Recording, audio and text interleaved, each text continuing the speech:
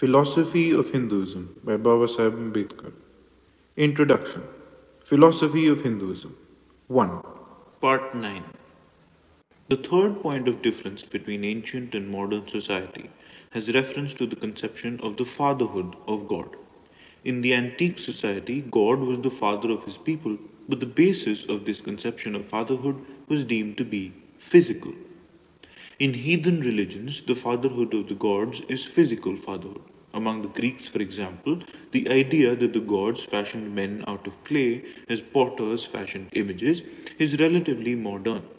The older conception is that the races of men have gods for their ancestors, or are the children of the earth, the common mother of gods and men, so that men are really of the stock or kin of the gods. That the same conception was familiar to the old Semites appears from the Bible. Jeremiah describes idolaters as saying to a stock, "Thou art my father," and to a stone, "Thou hast brought me forth." In the ancient poem Num uh, 21:29, the Moabites are called the sons and daughters of Chemosh, and at much more recent date, the prophet Malachi calls a heathen woman the daughter of a strange god.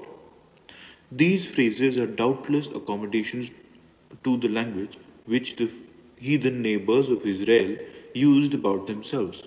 In Syria and Palestine, each clan or even complex of clans forming a small independent people traced back its origin to a great first father, and they indicate that just as in Greece, this father or progenitor of the race was commonly identified with the god of that race. With this, it accords that in the judgment of most modern inquiries, several names of deities appear in the old genealogies.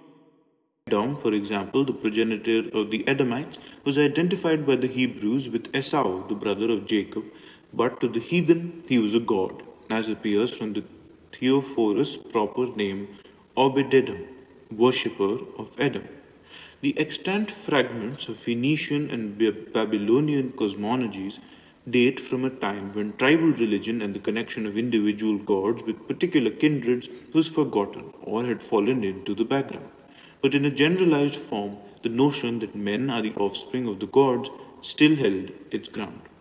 In the Phoenician cosmogony of Philobabalius, it does so in a confused shape due to the authors of Euhemerism.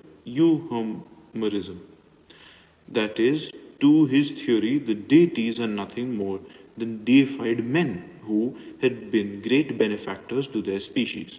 Again, in the Chaldean legend preserved by Berosus, the belief that men are of the blood of the gods is expressed in a form too crude not to have been very ancient, for animals as well as men are said to have been formed out of the clay mingled with the blood of a decapitated deity.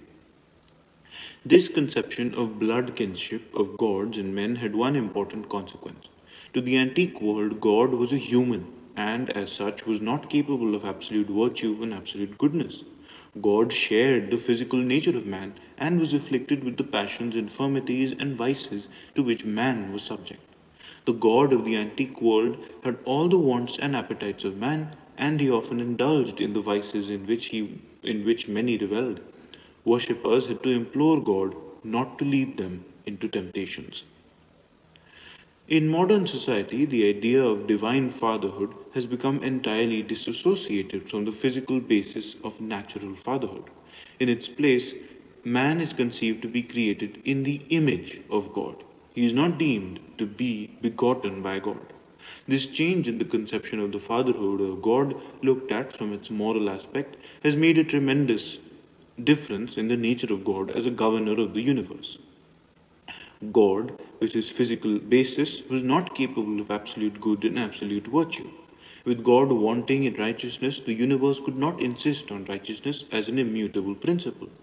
This dissociation of God from physical contact with man has made it possible for God to be conceived of as capable of absolute good and absolute virtue. The end.